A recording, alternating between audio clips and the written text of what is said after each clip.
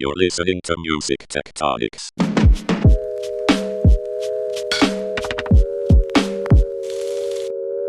Hi everyone, this is Music Tectonics, and I'm your irregular podcast host, Tristan Newyer-Jaeger. I am lead writer and strategist at Rock Paper Scissors PR, a music tech PR firm, and today I'm talking about tech tools and music marketing with Ben and Luke Mendoza, the founders of Beatchain, a truly independent artist career development toolkit that has a lot of different features that we'll talk about today, and that touches on a lot of different sides of the industry that honestly don't get enough love. And even though they're necessary for every single artist out there, we don't talk about the principles and the basics behind how all this stuff works. Hopefully, Luke and Ben will give us some help there. All right. So thanks so much for joining me on the podcast today. Thanks for having us. Lovely to be here. Great. I would love for you both, or for one of you, to tell me a bit about how you landed in the music industry, because it was sort of an interesting path. As I recall, you had an artist that you sort of took on as that you really championed because you saw his struggles and you wanted to make life easier for him. Can you go back in time and tell me a bit more about that? Sure, yeah. It's an interesting story actually, because we've always been great music lovers, but spent most of our careers actually in the tech industry, looking at sort of big data and mining that for insights and so on. And a few years ago, as we were looking to have a band come and entertain us at our last company, MDSL, I'd come across this new band online, which was called Brother Strut, and they were crowdfunding to raise money for their album at that time. And one of the things they were offering was, we'll come and play at your event if you help us crowdfund. So we took them up on that. And they were a great band, and they came. We had a great evening.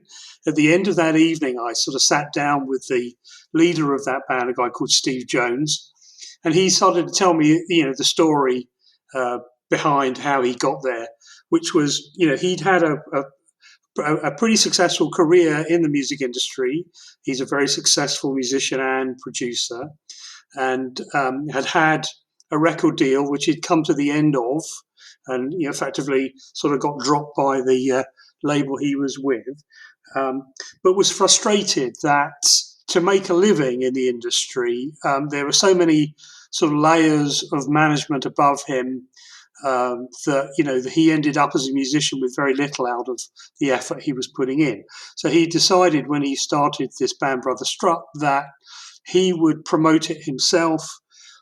He would learn about social media marketing and so on. He put himself on courses, and he did very well, actually. He was doing a good job. The downside of it was that he found it was taking all his time to actually manage the different campaigns he was trying to run, to arrange, to sell tickets and all the other things he was trying to do that way, that he had very little time left to actually be a musician and be creative. And this is where, if you like, the two worlds met, because we could see how what he needed to do was gather all the data that was important, which seemed to be very disjointed in the music industry. There was lots of different tools he was using. They all had a piece of the jigsaw, but you couldn't really see the full picture. And we could see that, with a bit of creative tech, you could gather all that information into one place and then use some data science and some sort of smart approaches to drive the advertising and add automation so that you wouldn't have to have so much human oversight on it all the time. And that's really how the whole idea got started. And for the first year or so, Steve was a member of Beatchain. He's gone back into music now. He's actually out in Thailand at the moment, producing more work there. But that's how it came together. That's excellent. So where did you start? What tools felt the most essential to build? I mean, obviously things are changing very rapidly, but back as you got started on Beatchain, where did you feel you needed to start first to be of most use to artists? Well, that's quite interesting from the point of view of sort of almost immediately we had this idea to build something that we now call Fan Builder, which was if you like, a very smart machine that would look at all the data and decide the best way to run campaigns to achieve certain goals. And maybe those goals were for an artist would be, I want to build my fan base. I want to, I'm only just starting out. I need to tell the world I'm here, and it might be a cold audience that I'm first going to, or it might be that I'm about to drop a release and I need to tell the world it's coming. I need to do some pre-saves. I need to do these different things. And depending on the different goals that you might have, you're going to try and aim at and target different audiences that will be receptive and engaged with you as you do that. So we thought about building this software that would do that. And soon after we started really investigating it, we realized that we needed a whole bunch of other components to make that work. So we didn't end up building Fan Builder until right at the very end, once we built all the other sort of pillars that it needs to stand on. Maybe Luke can come in here and talk a bit about those. Yeah, no, that's not a problem.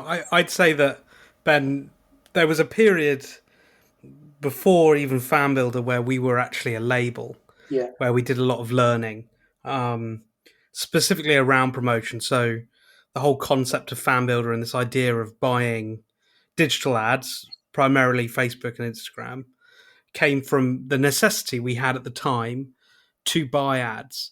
We were very good in certain situations, and we were learning a lot, and we had some good best practice knowledge and experience knowledge from Steve's experience. But as we came to realize very quickly, we were much better at the tech side than managing bands while trying to build everything. So from that learning, we realized a few things. One, you actually make decisions on 2 or 3 pieces of data at any given time. You don't often take all of them into account. Sometimes it comes naturally. So the first thing we built was the kind of insights overview, which is a pretty simple artist first dashboard, which is still in the product today. Obviously, it's come a long way since then, which allows artists to gather all the information of their digital footprint about the high level social numbers, what tracks are doing well on Spotify, which posts are performing best. We give them a score for that, all the way through to what playlists they're on and they could have appeared on. And then after that, we had a few other features that have kind of come in and out of the product depending on where the market's been, what the demand's been. But essentially, that insights portal was the first kind of major thing that we required.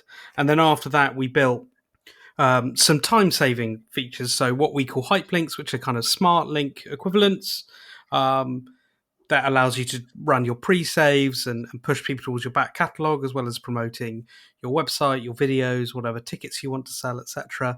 Essentially very easy to spin up mobile-first landing pages with all the relevant customizability for the different links.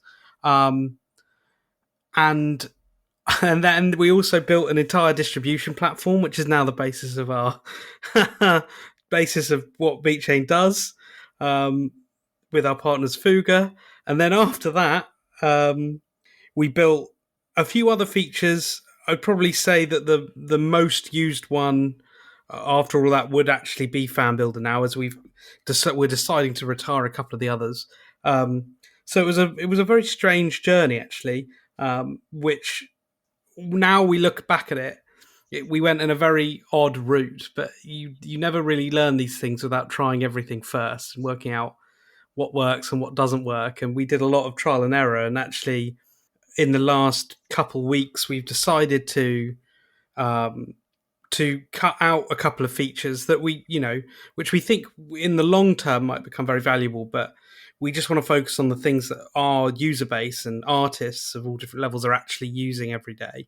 And it turns out that some of the things we built, which actually are amazing pieces of tech, just aren't exactly what's needed in the market space. So we're reacting to that as quickly as we can.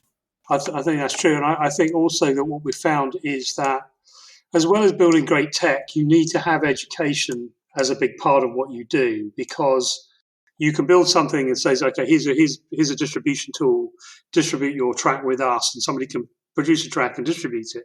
That works very well. But it doesn't mean to say that that track's going to be successful. When you look at the stats of how many releases there are per day, I think it's something around 60,000 new tracks are uploaded to Spotify every day. I think that's the right number. You're just one of that 60,000, and there's a lot of noise out there. Some are great, some are not so great, and some are awful. But what you have to do, and I think this is where Beatchain really comes into its own, is you need to really use as many tricks that you possibly can to make sure that you are going to be as successful as you can when that track drops. And that requires some planning and some campaigns and other things. And again, probably Luke's best to talk about the details there. I'd say very quickly, it's content. Every artist we work with at every different level, and we've had the privilege of working with some very large artists now, as well as bedroom artists and onwards. They all need content proliferation. You need different levels of content for different types of interaction and different parts of your digital footprint. But content is always the key. So when a track drops, we now insist that if we're doing a large campaign that's going to have playlist pitching and it has a whole team involved and managers and creatives, etc., that we get a release teaser of the track, at least it's a 2-minute kind of edit of the music video, have some form of music video planned, look at getting a lyric video edit of it as well. Make sure you've got loads of content ready to go across your different social media platforms. Make sure you've got a plan to put your relevant stories out and do Q&As and interact with your audience. And all of that is true no matter what genre you're in and what format your release is taking. The key is lots of content. Because again, no matter how good our tech is and how much experience and knowledge we have, it really will come down to how good the track is and how willing to graft the artist is. And those two things, you can normally find the right combination. The perfect content hits the perfect audience, and then the artist works hard to nurture them and bring them up and really turn them into super fans, is the term we always use. And that's the game, really. That's really interesting. I wanted to ask you actually about how, it seems in music promotion, there are 1,000 paths you could possibly take, and that so many artists are coming up with their own ways and their own approaches, and they, whatever platform their fans may be on versus just the sort of what used to be in the more traditional music promotion. There were sort of way stations, there were clear paths. And now it's like, not that anything goes, but that every artist kind of has to figure it out on their own. I'm wondering, are there any baseline tools or other really basic things that you think apply across the board? I loved what you were saying about content, Luke, that content and having enough and just getting it out there with the track is really essential. But are there some basic tools you see almost everyone using that are important from a tech perspective? Yeah, that's a good question. I think it does depend on genre.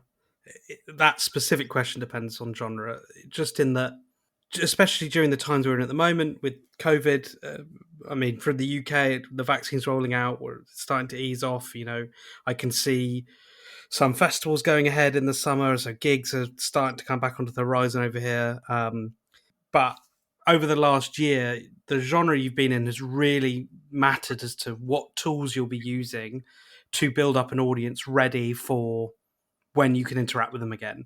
So all of this should always be seen as, everything you do online should be seen as nurturing new fans and finding people who understand your brand, your sound, however you view yourself, so that when normality returns, you have an audience that you can more easily monetize. So we're not saying that every artist right now is going to launch a track and sustain themselves from their streaming, because that's unlikely, or even excellent merch and stuff. But anything they can do to find more fans and really get them interacting with their content and their personal brand is all good. And some of the tools that I have seen people use kind of by genre within the EDM community, and kind of with a number of my friends being kind of DJs, and that's their hobby of choice.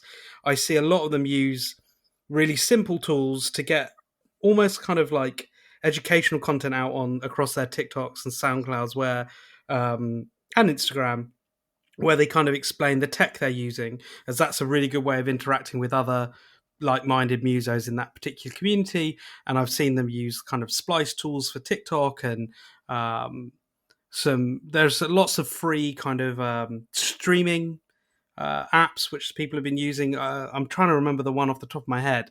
There's a camera that comes with an application that allows you to stream across YouTube, Instagram, and Facebook Live all simultaneously. And I've seen a few people use that a lot. Whereas in genres which are probably more slightly less ad hoc, I'd say, where there's a lot of planning and writing and people go away to studios, etc. I think the thing that people have probably used most, which sounds almost corny, is the fact that people have started to use DMs and direct messaging in different apps, which are completely free. Obviously, it's not a tool, much more than they ever did before. And I think networking has been a challenge. I have to say, I'm not a big fan of digital events.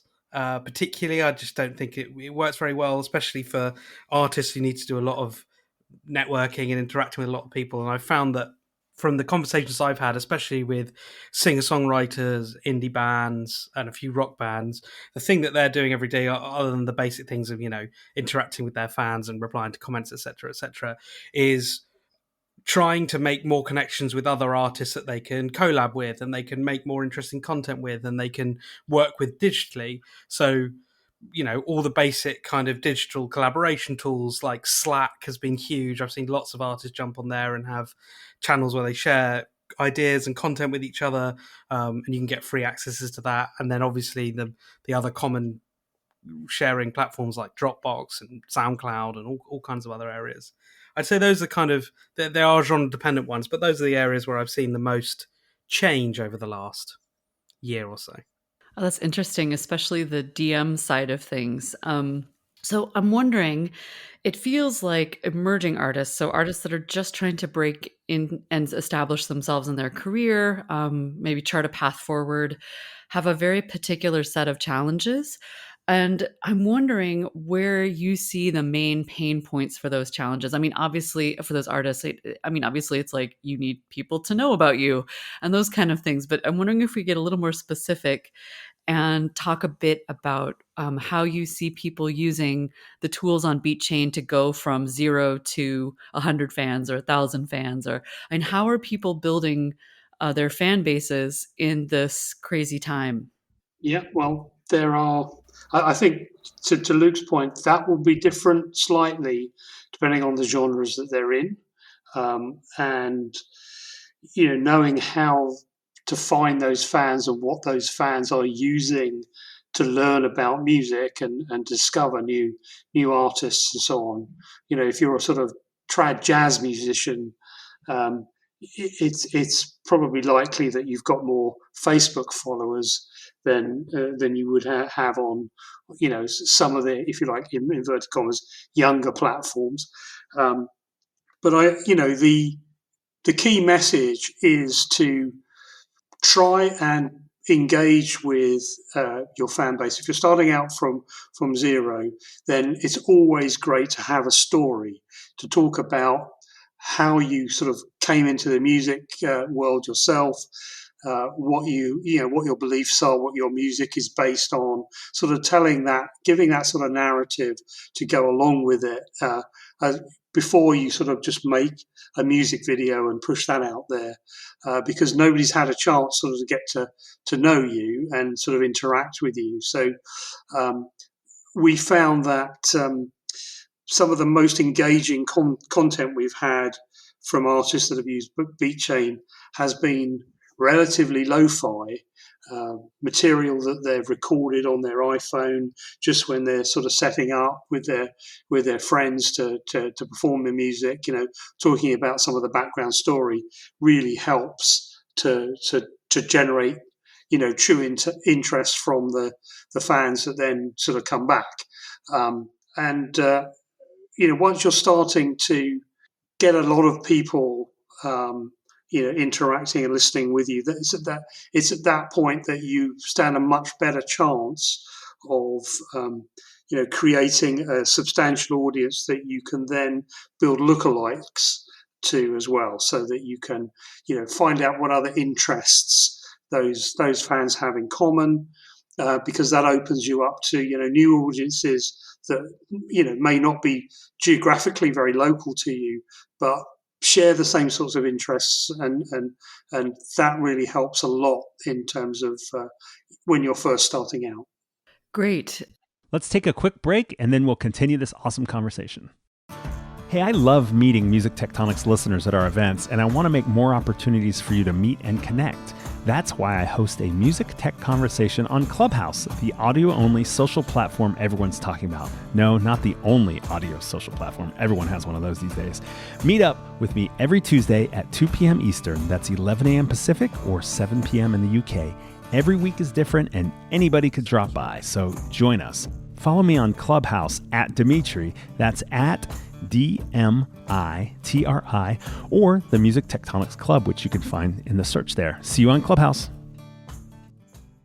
Now I want to ask you a couple questions that are kind of fun and maybe a little bit inviting of, I don't want to say of controversy, but I'm wondering, you guys deal with all sorts of platforms all the time, from social media platforms, streaming platforms, etc. And I'm wondering if you could change one or two things, like if you could wave a magic wand and change the way ads work on a certain platform, or the way social media posts or promotions work, what would it be? What would you change in the system right now that would make life better for artists? Do I only get to fix one, or do I get to fix all of them? We got some time, so maybe 10, top 10. Yeah, I'd say the biggest problem by miles, what I mean by miles, is probably an Instagram, and that's for every artist, is that Instagram is still, if not the primary, one of the primary ways that people discover new artists and music. However, the way in which you're able to interact with the platform and building ads and promoting yourself as a new artist and targeting new audiences that might like your music is incredibly clunky and generally a bit shit. So the example being, if you wanted to find new fans that, say you want to chase, say you're new jazz musician, and you want to find people that are like the fans of Marcus Johnson, who we work with, who's a great musician. You could maybe pick him as an interest on the targeting, and you could go into Business Manager and build it. But then when the ad actually gets served to them, what they see is the video, and like the CTA never quite lines up with what you want to do, which is to come and discover your music and follow you. And it leads you off the main kind of narrative of what you've been streaming through. It leads you off feed to kind of a pop-up within Instagram, which then opens Instagram again, and then on the page, and then they have to go through, like, it's a rigmarole to get a follower that way. So essentially the major platform on which so much music and new music is discovered is kind of rigged against artists that want to find new fans, which is an issue. That's a major problem. That's one of the major problems. I mean, it's not impossible to overcome, and there are some aspects of Instagram's recent changes around, making it easier to build stores into your posts and to sell merch easier is great, but that, I think, is probably the biggest thing dogging a lot of musicians at the moment. That, and I still don't think that Spotify's studio has got anywhere near the potential it could be, and I'm sure it will become in time. I think there should be better ways. I mean, I think most people go to Spotify to discover new music, right? People love Release Radar and their Discover Weekly, and all the fans also like, and all that kind of stuff's amazing. But in terms of advertising, and from where we're sitting, representing artists that want to find new people, the way those systems work at the moment, where you might be able to put 30 seconds of your track into an ad that gets delivered to just free users, but then necessarily get the impact it wants, and doesn't necessarily get the save ratio you need to get more playlisting, etc. I think that's an issue, but I have confidence that in time that will become a very powerful resource. So if I could change one thing, it would be the way Instagram works. It should be easier to encourage people to follow you if they like what you've put out there as with your content. But that is very tricky and bloody awful, actually. Okay, hear that, IG dev team? Yeah, I'm sure Zuckerberg's quaking. We need this addressed right now. No, that's sad that there are so many artists that use Instagram and really love using Instagram. They really enjoy it as users, as well as people, seeking other people to alert to their creative output. So it's a shame that the platform isn't really serving them as well as it could. So what do you guys think the future holds, besides hopefully Instagram fixing that unfortunate Rube Goldberg like machine to get people to follow you, and Spotify ads getting better? And I could definitely see that improving. I mean, I'm a premium user and I have yet to see an ad that feels truly relevant to my interests, even though I listen to a lot of music and have a lot of playlists and all that. I agree with that sentence entirely. I mean, I'm on Spotify. I'm also a premium user, and I share it with my housemates. The premium family plan or whatever it is, and I'm on it, hours and hours every day. It's open at all times on one of my monitors on my screen. I'm always looking for new music, and the way in which I discover it is going, from artist to artist like everyone else. But the ads are pretty naff. Yeah. Which there's we sit on the side of the fence that tries to buy these ads for artists, so it's always worrying when you see the experience of a consumer and it's not what you'd want it to be. Yeah, it does. It definitely raises some questions if you're an artist team looking to buy the right ad. Well, cool, but that means there's room for improvement, and it means things could get better. And I'm wondering, both of you, if you want to weigh in on what you think the future holds for artist promotions, for ads. What cool innovations do you imagine? What things would you love to see, like in a sci-fi type future? What crazy new things could artists do to engage fans, or that fans could do to reach and find new musicians? I mean, it's a good question. I don't know. I can go first, Ben, if you want. Yeah, go on. You go first. I'll come up with something. There are probably two areas that I'd love to see. I'd love to see us improve on again, ignoring COVID, assuming it's not there. If we were to go back 2 years, the thing that we were really pushing new artists to do, and artists of all sizes to do, was to get more in contact with their local live scene,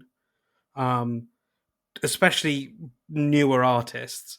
The fact that you can play, again, I'm going to use terms that are relevant to the UK here. You could go to your local pub that has a little stage and a PA or whatever, and you can play for free most of the time, or bring 10 of your mates down who all drink at the bar and then play.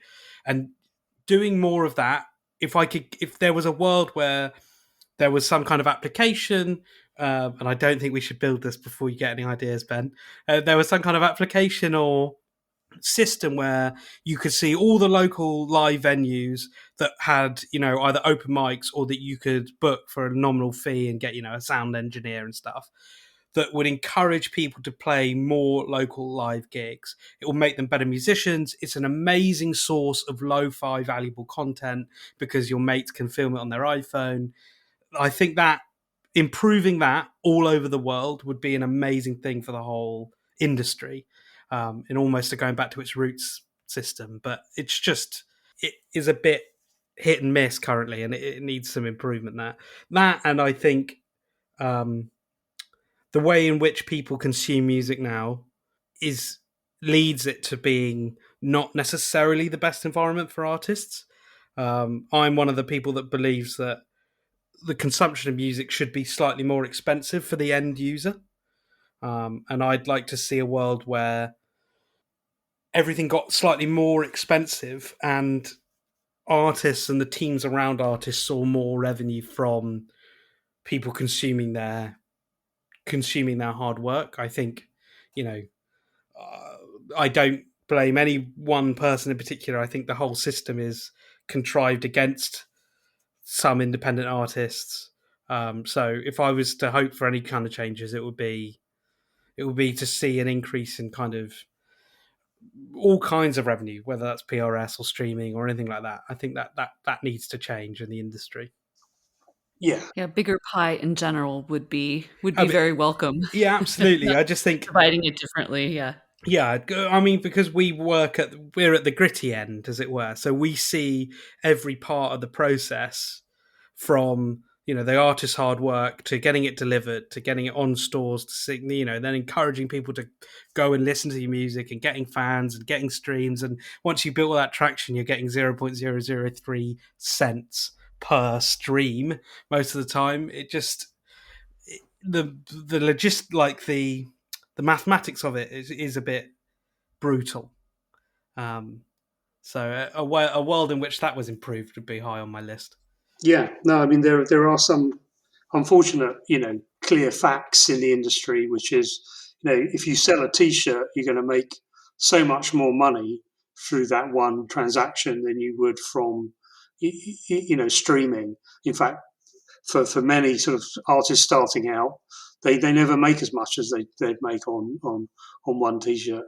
But we all wish that that was rebalanced somewhat, and more of the funds could make their way to the actual creators themselves, and that's really a big part of the story behind Beatchain, and while we're here, we are trying to democratize it a bit more in that sense.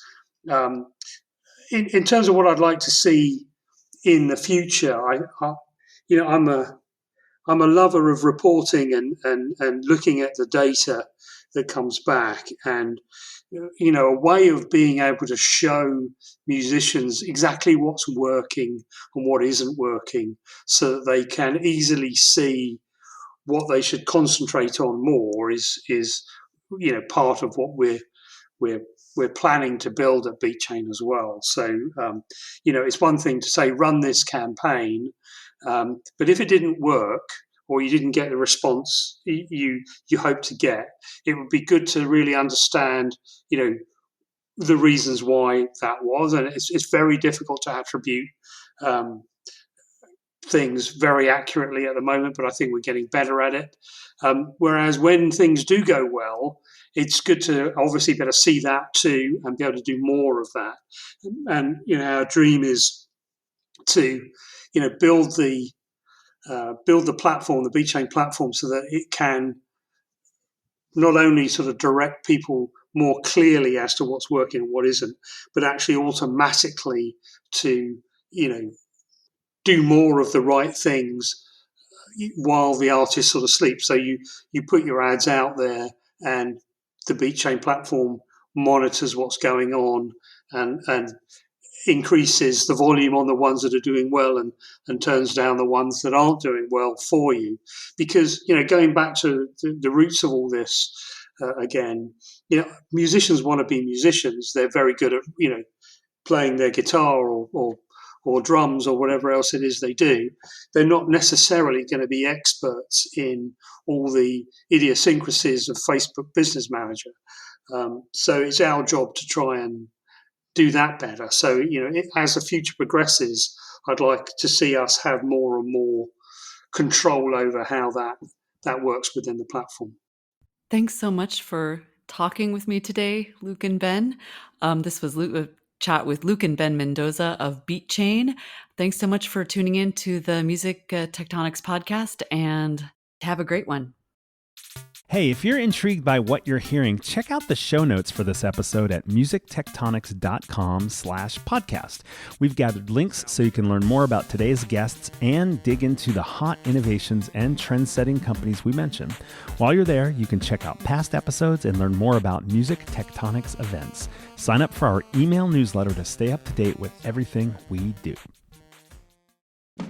Hey, thank you for listening to Music Tectonics. If you like what you hear, please hit subscribe on your favorite podcast app. Become a part of the Music Tectonics community, a social network just for music tech aficionados like you. It's free to join. Use it on the web at app.musictectonics.com or find the mobile app for Apple and Android devices in the relevant app stores. Connect with people from all corners of music and tech, answer the big question, and meet me there on Together Tuesdays. There's more about the community app, this podcast episode, our annual conference, and our newsletter at musictectonics.com. Peace! You're listening to Music Tectonics.